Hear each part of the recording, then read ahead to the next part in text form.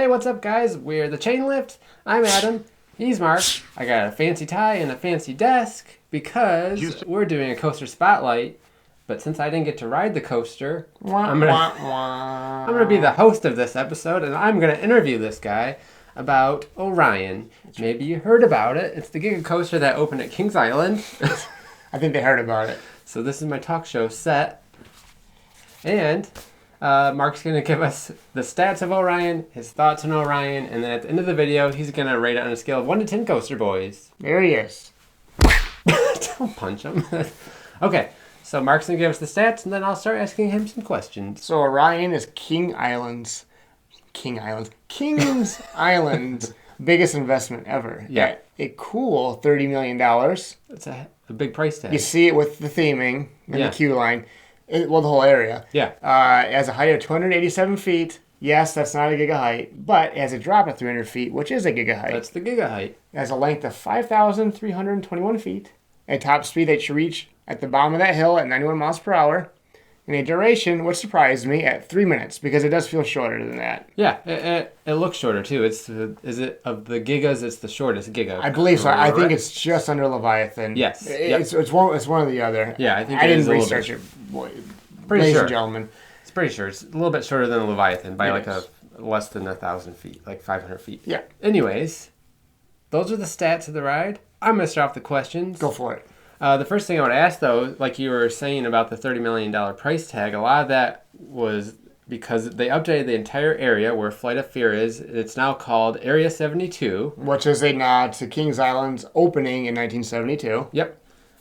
So from what I can tell from the photos, like it looks like they did a complete overhaul of the area. Like what was your impression of it? It's really nice. So when Firehawk was there, it was all sort of like level land there. Yeah, yep. They obviously had to dig in down to get the 300 feet drop. So it kind of like when you go in the entrance, you actually have to walk downstairs. And you almost kind of go down into like the ground in a way. Yeah, I've noticed that. That is cool. I like that there's like the elevation change. Yes. And when you get there, it's obviously all space themed. They have like hangars, and the cool thing about them is like the entire queue is a nod to like Kings Island's history. Like I saw you sent me a picture. There was a nod to Cedar Point. Yes, it was like Radium XL200. Yeah, they have like a 12E disaster transport one somewhere. They have a volcano one somewhere. Yeah. That's really cool. I love the Easter eggs, and I'm sure there's so many that we don't even know about. Well, yeah, you go in this one area before you get to the stairs up to the station. It's this little hangar. It's Outpost 87, I believe, or it's Outpost 20.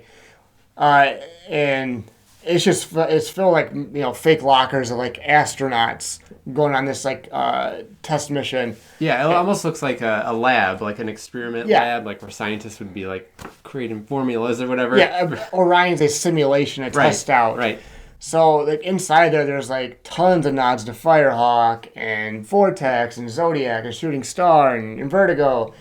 And it's so cool because Cedar Fair, you usually don't see this level of theming. Right. So it's a really cool thing. And like the Outpost 87 is obviously a nod to Vortex. The Outpost 20 is probably 2020 Orion. Right. So it's all really cool. I really appreciated that stuff. For Cedar Fair especially, they got Orion posters along the walls all across the queue. Yeah, that's great. Really well done. The light package also is amazing. Yeah, I was going to ask you that too, because one of the things I was really impressed about was the videos and photos that I've seen of Area 72 and Orion at night. Like when you went was 4th of July, and so the lift hill was red, white, and blue. Yeah. I've seen other photos where it had more like purples and yellows and blues. Like I wonder, like the day you went was for 4th of July. 4th of July, probably. Right. But it's cool that they can program the lift hill for different events or... It's amazing. It's really cool. It goes a long ways for a ride experience for me because I'm a sucker for theming. Sure. So. And let's not get crazy. It's not like you walked into Disney World here. Right, yeah. But for a Cedar Fair park, it was above and beyond what you typically will see. Yeah. Let's say that. That's fantastic. Okay, so you've been through Area 72. You made it through the queue. How was the ride? Okay, I rode it 4 times. Yes. I got front row, 4th row, 6th row, and the back in the 8th row. Your first ride was in the 4th row, correct? It was the first ride was in the 4th row. Yeah. I was disappointed. Okay. We have a now, problem. before you go further, what were your expectations before you rode it? I was expecting like a 8.5, 9 out of 10. And for those of you that don't know, Leviathan is our favorite Giga coaster, which 10. It's a 10. Which is a very unpopular opinion because most people prefer Fury or even I-305. Yeah. But we love Leviathan. It's the king of the north. So it is. So I had the impression that Orion was going to be a similar ride to Leviathan. Sure, it's shorter. Yeah, I was expecting sort of a similar sort of Leviathan sort of type. Right. So after your first ride, you were a little bit underwhelmed? But I knew that was the seat. It's pretty much the worst seat you can get. Yeah, middle. Yeah, it is. So, I mean, that almost doesn't even really count. Yeah. But then the other rows were amazing. So I rode the front row and the back row basically twice. Way different experience. Way different experience. Yeah. So when you go, I guess going through the ride, so when you first drop, the first drop is incredible. That's what I've been hearing is like one of the things that people love most is the first drop, and it feels like it goes on forever. It's weightlessness, and you're just going forever. Like, you're just like floating all the way down. Yeah. And then the next element is it's that 174-foot wave turn. Yeah, that looks incredible. Super cool. Yeah. The turnaround's really cool too, especially if you're on the right inside seat. Like, you're just sort of like hanging on over. Yeah. You see like how big it really is. Yeah. My favorite part of the entire ride, though, is that 56-foot, I call it the speed hill. Oh, yeah. Because they have it, it's not just like a quick one. Like, it's like sort of like enlonged, like Leviathan's is. Yes, yeah. As soon as you hit it, you're just like floating. Boom, then you land.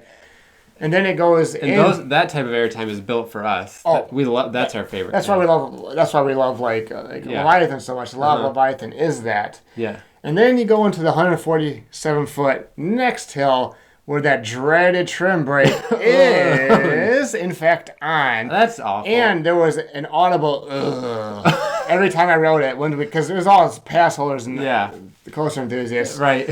So you do hit the trim and it is on. That's terrible. So it sort of nerfs that floater right there. You can tell. You can feel it. You can feel it. Slow the momentum. That's too bad. And then you go into the 120-foot Helix, which is it's fine. I've heard from some people that 125-foot Helix is pretty intense. It's pretty intense. I think it's the worst part of the ride, personally. Yeah. It's just sort of turns. It's cool looking. Yeah. Again, I'm not saying it's bad, but the biggest surprise of the ride to me though was directly after that. So as you leave that Helix, you drop down, and the camera's right there for the people who care about that. That's a good question. So after the Helix, you drop down. And you drop down, you get your picture taken, and it curves up. It's almost a mini wave turn just for a second, but then it kicks you down. Oh, okay. It's 90 feet. That kick down, though, particularly in the back, man, it whips you over that little mini wave turn down. It's my second favorite part of the ride, actually. You really feel it. Trust me on this, guys. That's awesome. And like looking at the POV, I just thought that was just kind of, not much. Like, me too. It was kind of an ending. But even seat 4, you really feel that part right there. Yeah. It's a great whip moment over that little part. And you drop down, then you go back up one more into the brake run? Okay. So, I mean, every element was perfectly engineered, made. The ride flows beautifully. Which seat did you prefer, front or back? Front row is where it's at, folks. Okay. And usually, we want to be in the back on the airtime machines. Yes. And the back's amazing too, trust me. But the front is where it's at. And you're not allowed to pick your seat though, right? You are not currently. Okay, so it's a sign I got lucky. You lucked out. So if you can get a front row seat, please do. And if you go in the middle seat, don't get me wrong, it was still a lot of fun. But there's a difference between, much like any ride though, there's a difference between one in back or close to the back as opposed to directly in the middle. Right. But it I would say it matched my expectations. By the end of the night? Yes. You did? Okay. Because I also got a nighttime ride in, which was super cool. I rode that in the very back at night. Yeah. Yeah, it's really good. The theming's great. The ride itself is great. It's not my favorite Giga coaster. That's still Leviathan, the King of the North. Yes. I haven't thought about too much, so I'm not going to rank my Gigas yet. Maybe I'll do that later. Yeah, we'll do a video about that. Media. Once I ride Orion too, we'll rank the Gigas. So are you ready to rate it then? Yes. On a scale of 1 to 10. I'm ready. Okay. Okay. Unfortunately, we only do halves. Yes. But if I really could, I would give this an 8.75. But I can't. So I either can round up or round down. I think I'm going to round down to an 8.5. Okay, out of 10. Yes. That's good. That's still a good score. It's a really, really, really good ride. Like, really good ride. There's elements on here, particularly that little speed hill I love, and that 90-degree wave turn towards the end, and the drop, that are 10s. Mm-hmm. The Helix is fine. Yeah. The turnaround's pretty cool, too, but it's nothing like 10 to me. Right. Like, for me to get a 10, I need to be just completely blown away the entire time. Like, on the Helix, on the turnaround, I'm thinking, well, this is really cool. But I'm not thinking, like, oh, my God. Right. So, that's my thinking in this. But it's a fantastic ride. I can't... Anybody who says this ride sucks, I think they're not being honest. Yeah. There's too many good elements on this to not be good. The drop alone is one of the best drops I've ever been on. That's what I've heard. That's what I've heard. Get to Kings Island. You're not going to be disappointed. I guarantee you. Go for that front row if you can get it. If you can't, try to hit that back and enjoy yourselves. Yes. All right. That is the episode of Talking Coasters tonight. And you can find us on Twitter and Instagram at The Chain Lift. We have a podcast on iTunes, which is called The Chain Lift Podcast. Yep. We got shirts and stuff for sale in our shirt store. You can find the link on our Twitter page or Instagram page. I also started Airtime Misfits, and you can check that out at airtimemisfits.com. Me and my friend Nick, but we're selling some cool vintage enamel pins. We got this Disaster Transport one, Son of Beast. We got some stand-up coaster candles and t-shirts. Check it out, airtimemisfits.com. Okay. Did you do the challenge Twitter already? Yes. Okay. That's everything. Peace. We love you guys. Bye. Enjoy Orion. And thanks for the guy screaming at me in the Orion line. I love you too, buddy. I love you too. Yes. Bye. Amusement parks, roller coasters, main attraction, entertaining satisfaction. We are the